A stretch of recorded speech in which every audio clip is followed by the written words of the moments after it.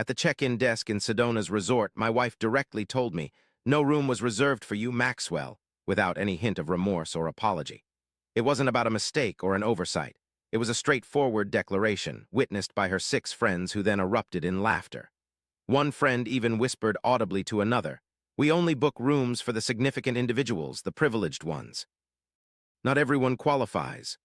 I found myself at that polished counter, enclosed by red canyon walls and an orange-tinted sunset sky, feeling a chill within me, harsher than both anger and shame. I gazed at Bridget, my spouse of 9 years, the female I had journeyed 4 hours from Phoenix, the one whose belongings were piled on the bellboy's cart, the woman who had meticulously arranged this trip, even down to the last dining reservation, and apparently decided en route that I was undeserving of a bed for the night.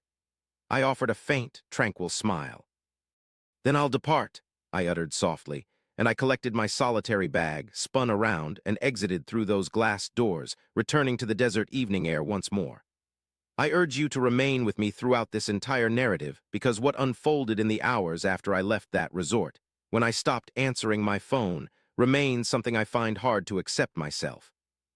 However, before we delve into that, I must rewind, as this instance at the Enchantment Resort wasn't spontaneous. It marked the culmination of something that had been simmering for years, and if I'm going to be truthful, I need to share everything. If this narrative stirs emotions within you, kindly consider subscribing to this channel immediately, pressing the like button, and leaving a comment below. Share your experiences if you've ever felt estranged by someone expected to stand with you. Your stories hold importance, and this community serves as a platform for sharing them. My name is Maxwell Garrett. I am 43 years old, and I manage a mid-sized accounting firm in Scottsdale, Arizona, which I grew from a small office filled with second-hand furniture to a practice employing 11 people and catering to some of the Valley's most prosperous small business owners. I'm not boasting about this. Instead, I want you to comprehend my work ethic. I know how to build and endure. What I didn't realize for 9 years was that some individuals would exploit a steadfast man's patience, misconstruing it as vulnerability. At a Phoenix Children's Hospital fundraiser held on a rooftop, I encountered Bridget Calloway when we were both 34.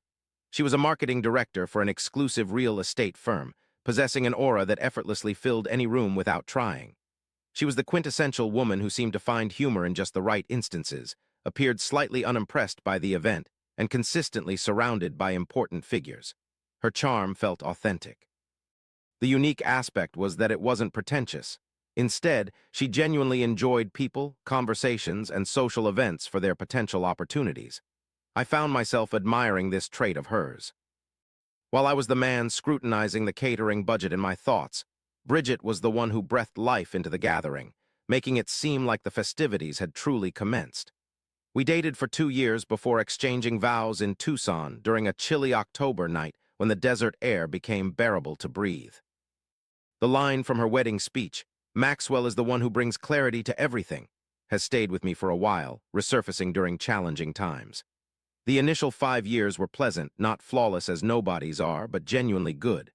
We purchased a house in Phoenix's Arcadia neighborhood, traveled extensively, and created a life that seemed like the result of our collective efforts from an outsider's perspective.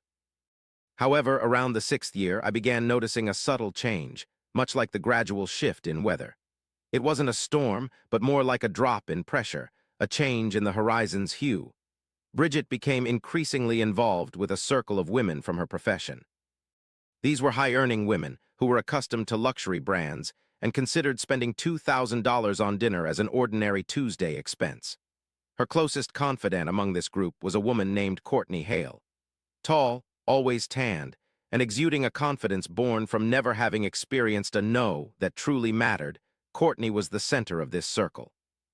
Bridget, recently divorced from a venture capitalist and financially secure due to a settlement, had an opinion on various matters, including me as I would later find out.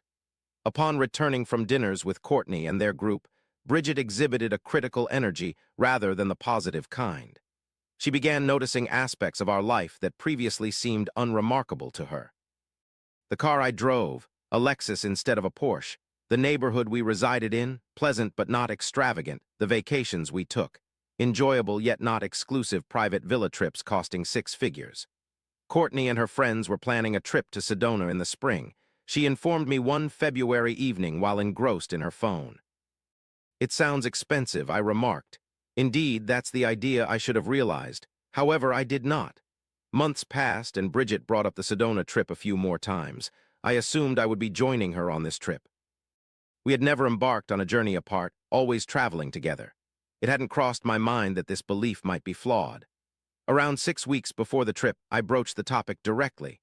It was a Sunday morning in our kitchen, and Bridget was typically engrossed in her phone at the table, not reading news or focusing on anything specific, instead drifting mentally somewhere else while her physical self remained seated at our table.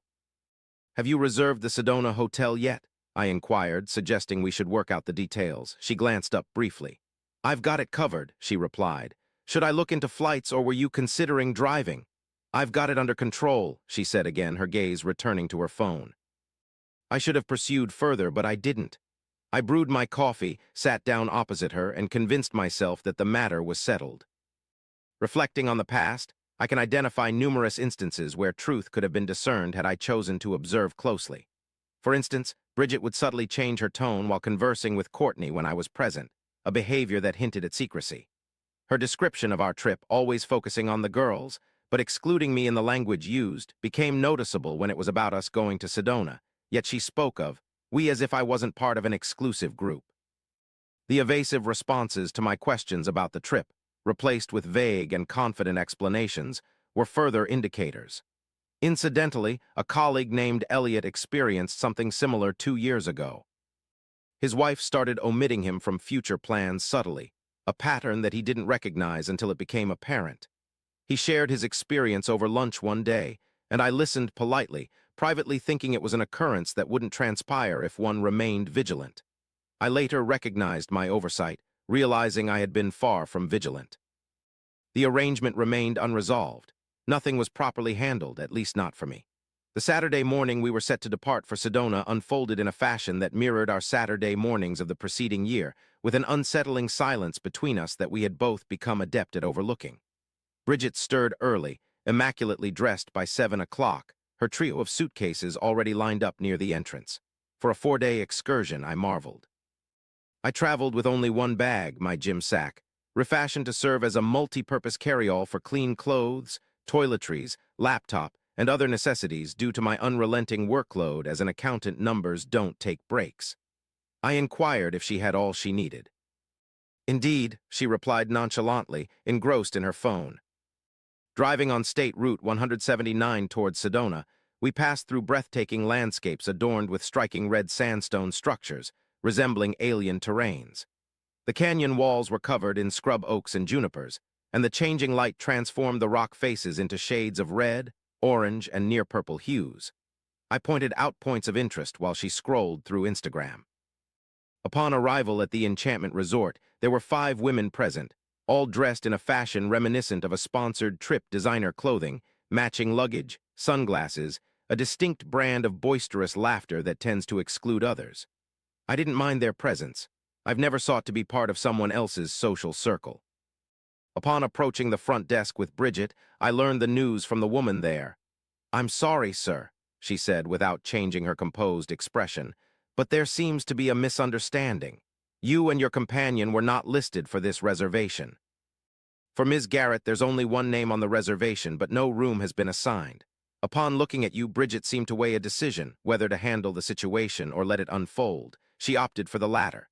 "Yes," she admitted, "I only booked for myself." The word "only" hung heavily in the air. I heard Courtney comment on something to another woman nearby. While I couldn't catch everything, I overheard phrases like elites, reserved, and laughter that was more than amusement. It was a taunt aimed at someone.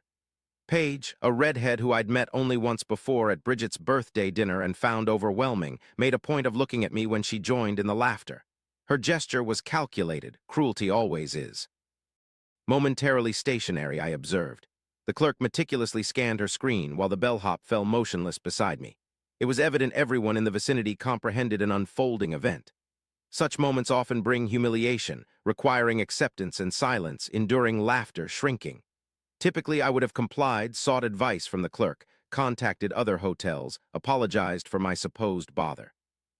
However, with a single bag in tow and 3 suitcases belonging to Bridget, 5 women snickering behind me, and an unoccupied room barricaded by a desk, I chose differently. I decided to cease being a fix for others' issues, addressing Bridget with composure. "All right," I stated. "I'll step aside, Maxwell." I wished her well on her journey and exited. The descent through Oak Creek Canyon, renowned for its Arizona beauty, was a blur to me.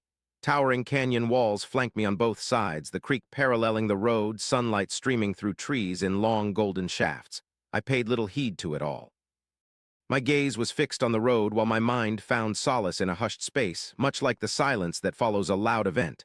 My phone buzzed before I reached the first bend. "Bridget," it displayed. I let it divert to voicemail. It rang again, then a third time. I halted at an overlook above the canyon and watched the unanswered calls pile up. 5 from Bridget, 2 unknown numbers, likely Courtney's intrusion, 1 from Pages, the same woman who had mockingly laughed at me. I silenced the phone, stowed it away in the glove box, resumed driving southward towards Phoenix, and continued on my journey without interruption. Here is what I want you to grasp regarding this trip. I wasn't emotional, I wasn't shedding tears, I wasn't fueled by adrenaline or indignation, or anything of the sort that one might anticipate. Instead, I was remarkably tranquil. This serenity was not born from a sense of peace, but from a profound understanding, a clarity that emerged after long, deliberate avoidance. For years, I had been telling myself a narrative about my marriage, that Bridget's shifts were temporary, that the distance was a passing phase, that the individuals she associated with were influencing her but not altering her core identity, that the woman who stated Maxwell makes everything comprehensible still resided within, hidden beneath designer labels, social ambition, and growing disdain for anything that failed to meet a specific financial standard.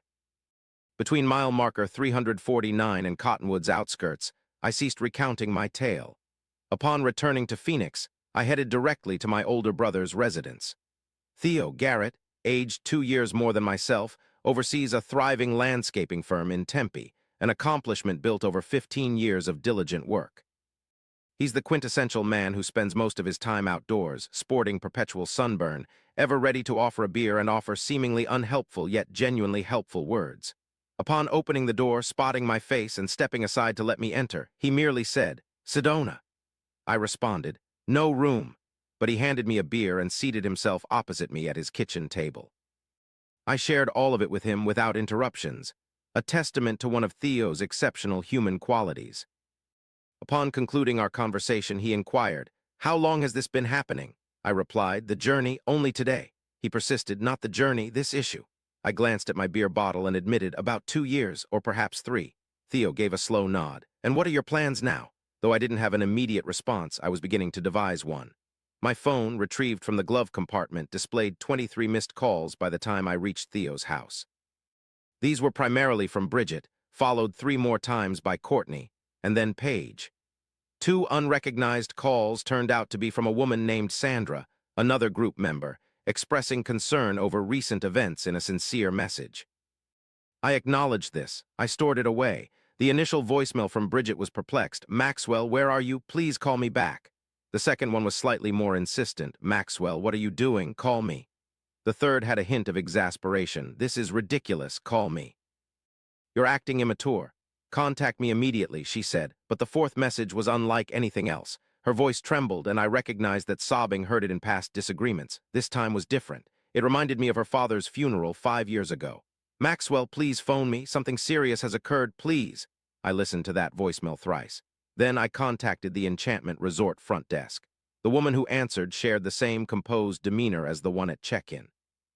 When I inquired about any incident involving my wife, Bridget Garrett, she paused thoughtfully. A pause suggesting, "Something has happened and I'm weighing how much to reveal." "Sir," she said with caution, "your wife was transported by ambulance around 90 minutes ago. She experienced a medical emergency." Courtney was admitted to Verde Valley Medical Center, located off Main Street in Cottonwood, a town situated between Sedona and Prescott in the Verde Valley. I had passed through Cottonwood merely 2 hours prior on my journey towards Phoenix. At present, I was heading north again at a pace my lawyer would dissuade me from documenting. My brother, Theo, sat beside me. He'd risen silently from his kitchen table, instinctively grabbed his keys, but then remembered I was driving and returned them, instead choosing to join me in the car. Such is a true brother. At 8:47 in the evening, I entered the emergency department of Verde Valley Medical Center, encountering the familiar fluorescent stillness characteristic of all emergency rooms. The drab beige walls, hard plastic chairs, a TV broadcasting a cable news channel that went unheeded, the distinctive aroma of disinfectant and worry filled the room. Courtney was present there. Upon seeing me, Courtney stood up, a departure from her usual 2 years' worth of social dominance. For the first time, fear marked her features. Her mascara streaked down both cheeks, untouched by any attempt to fix it, hinting at the true events of the past 2 hours. Courtney, who had never in my presence appeared anything but composed, was uncharacteristically disheveled now. "Maxwell," she said, relief evident in her tone. "Thank goodness." I asked, "What happened?" She replied, "She collapsed." It was at dinner in the resort restaurant. She fell. We thought she fainted, but she didn't regain consciousness as one does after fainting. Instead, she turned pale and did not recover. They called 911. Glancing around the waiting room, I noticed 4 of the 5 women from our trip were present. Paige was huddled in the back corner, her arms crossed over herself, giving the impression of coldness. Standing by the water fountain, Sandra, the one who left a heartfelt voicemail, displayed a mixture of wince, recognition, relief, and something indescribable upon seeing me. The 5th woman was absent from the waiting room. I later learned she had returned to Phoenix, unable to wait. "Has anyone talked to the doctor?" I inquired. "They emerged once," Courtney replied. "They mentioned she was stable. They wouldn't disclose much since we aren't family." "No, you're not," I confirmed. Paige glanced up at this statement. My words were not meant to be cold. They simply stated the reality of the situation. However, the gravity of it didn't escape anyone in the room. A nurse then escorted me through double doors, and I found Bridget in a white-curtained room with the soft murmur of medical equipment. She appeared smaller than ever before, not physically but in spirit. She resembled herself yet seemed weakened, as individuals often do when their bodies assert dominance. Upon my entry, she glanced aside. A silence ensued for a lengthy duration, broken only by her words. "You returned," she uttered at last. "I phoned," I replied, noticing tears in her eyes. "I didn't anticipate it." I moved the chair nearer to the bed and sat down. The physician had spoken. She recounted the details. It seemed an irregular heartbeat, a condition known as atrial fibrillation, had been brewing undetected for some time. Its symptoms masked until the combined factors of stress, dehydration from the desert heat, and alcohol consumed during dinner triggered a severe episode. Alarming yet controllable. She was steady. She required observation, medication, and certain lifestyle changes. She wasn't in immediate peril, but she had been. For 20 minutes spanning her collapse at the restaurant table until reaching the hospital, her life was genuinely at stake. The first person Courtney attempted to contact in this critical situation was me, the husband without a hospital room, the man they had joked about just 3 hours prior. For 6 hours, we were both present in that hospital room. A cardiologist, attending physician, and nurse made visits, with the nurse checking her vitals and adjusting unidentifiable settings at regular intervals. Thea remained in the waiting room and sent one text: "I'm here as long as you need." At around midnight, the room grew quiet enough for Bridget and I to converse. "I'm sorry," she said, referring to the day's events. "Today was just the surface," I responded. "The rest has been ongoing longer." She didn't contest this, implying she understood my sentiment entirely. "Courtney persuaded me," she admitted softly, "that we belonged to different spheres, you and I, that I had progressed beyond this, that I needed companions who mirrored my trajectory." "Where were you headed?" She gazed at the ceiling thoughtfully. "I'm not sure. Somewhere that seemed more prestigious, more significant." She paused. "I kept telling myself you wouldn't mind, that you'd comprehend, that you'd accept it," I said. "Because I always do." She shut her eyes. Yes, I pondered over this for a while. Beyond the room, the hospital functioned quietly and seriously, its mission being to keep people alive. "Maxwell," she questioned, "what's next?" And indeed, that is the question, isn't it? The one without a swift response. The one that can't be settled in a single conversation in a hospital room at midnight. I said what was accurate. I don't know the answer yet. After leaving the hospital, Bridget returned home with medication, a cardiology follow-up, and an unusual silence about her. A sincere tranquility rather than disregard that had been missing for years. A change occurred in how she viewed things, me herself. Courtney phoned twice, just 2 days after we arrived home, but Bridget let it go to voicemail. This was significant. I moved into the guest room while we sorted things out, not out of confrontation or as a form of punishment, but for practical reasons. Both of us needed space to reflect, and living separately under the same roof was preferable to a forced intimacy that didn't benefit either of us. I contacted a therapist, initially for myself, not yet for us as a couple, named Dr.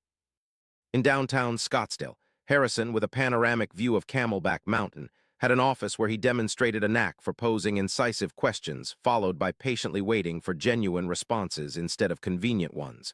During our third meeting, he inquired about something that had been lingering in my thoughts since then. At what point did you prioritize maintaining harmony over speaking the truth? I didn't have an immediate response. However, I've spent several months pondering this question ever since. The fact is, I was aware of issues before they escalated to a Sedona resort lobby. I recognized the change in Bridget after her dinners with Courtney, filled with renewed criticism, and opted to internalize it instead of confronting it. Similarly, when she started using phrases like the girls to describe vacations, I convinced myself that the oversight was unintentional. I knew when she assured me she'd handle the reservation, and I chose to accept it since the opposite questioning, confirming, ensuring clarity, would have necessitated a discussion I had grown weary of envisioning. My professional life was built on accuracy. I double-checked figures, then scrutinized them again. I verified. I confirmed. I didn't rely on assumptions. However, none of these skills were utilized in my marriage. One of the most perplexing realizations a person can encounter is that the you who excels and remains diligent in one aspect of life can be oblivious in another. 3 months post-Sedona, Bridget and I met with couples therapist Dr. Nadia Foster, who had a practice in Scottsdale and was suggested by 2 individuals I trusted. She possessed the unique ability to make both parties feel understood without avoiding accountability, which is quite uncommon and challenging.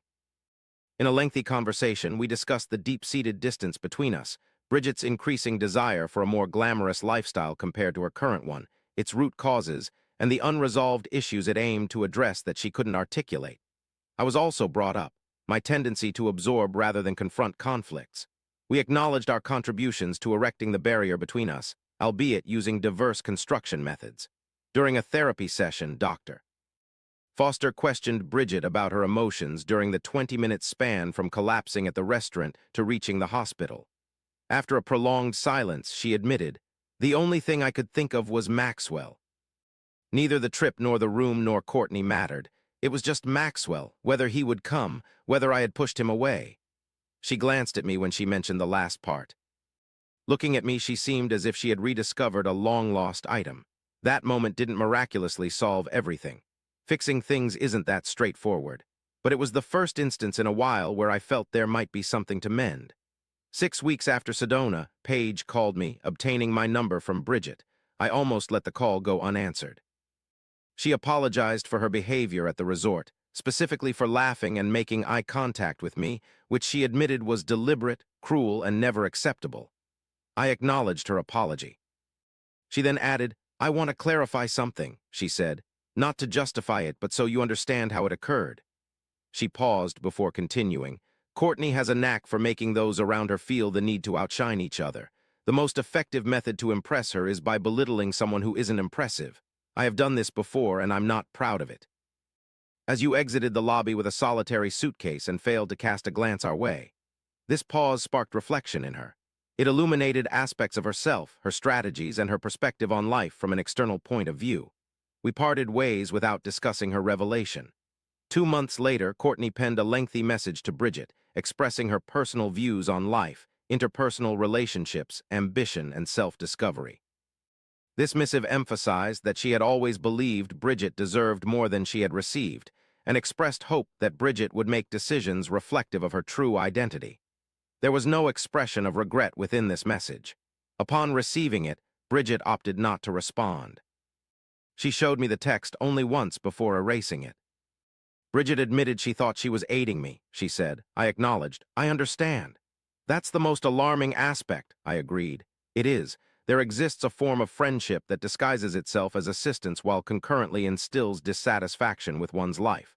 A type of social grouping that pretends to elevate yet in reality conditions one to be disdainful." Courtney was adept at such influence. She likely still is. And undoubtedly, another Bridget exists who returns home from dinners with a renewed critical spirit, and a spouse internalizing it as just a phase. I am sharing this tale from the opposite side of the situation. We are still immersed within it. Marriage isn't an issue that can be resolved and then shelved away. However, we experience it differently now.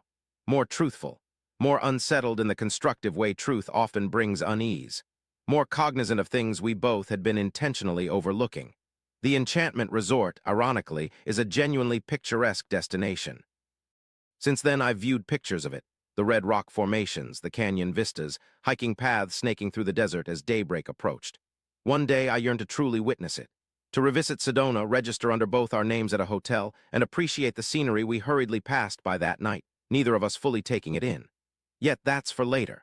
The present, however, has proven to be more truthful, complex, and personal than any previous existence I had before exiting that lobby. Here's the thing about the instant when someone informs you there is no space for you. Often, it signifies the end of something. Yet not always, not quickly, not effortlessly, it can mark the start of a new narrative. Leaving the Enchantment Resort with a single suitcase and a ringing phone, I drove south through Oak Creek Canyon as calls accumulated in the glove compartment. At my brother's kitchen table, I vocalized thoughts I had been evading, only to have my wife's voicemail cut off during the fourth message. I then returned northward.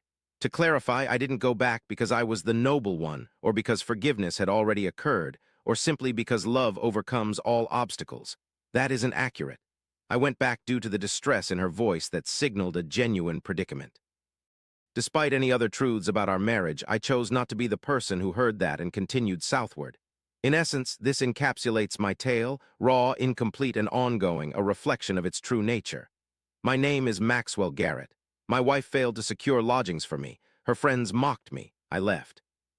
Hours passed, and an event transpired that none anticipated, altering the trajectory of all circumstances. I'm still here. If this tale stirred emotions within you or touched you in unexpected ways, I invite you to share your thoughts below. Share your personal experiences, the time when you chose to depart, the moment you wish you had, or the instant someone returned unexpectedly. This platform is dedicated to sharing genuine narratives, and the most authentic tales are those that remain unresolved.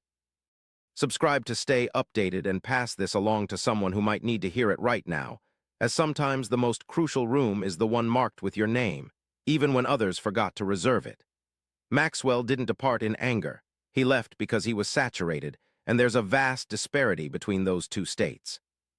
Many of us linger in situations far longer than necessary, not out of affection, but out of routine, out of fear of causing discomfort. In many instances, being calm, enduring, and taking charge is considered strength. However, it can sometimes be a disguise for avoidance. The pivotal scene in this narrative wasn't the hospital. It was Maxwell standing at that desk, hearing the mockery, yet refusing to retreat. This is what rarely gets discussed, recognizing when remaining silent transitions from maturity to self-deception. Have you ever been in a position where someone made you feel unwelcome and you chose to stay? Share your experiences below. I read every submission carefully, and if this narrative resonates with you, consider subscribing. We're only at the beginning of what we have to share.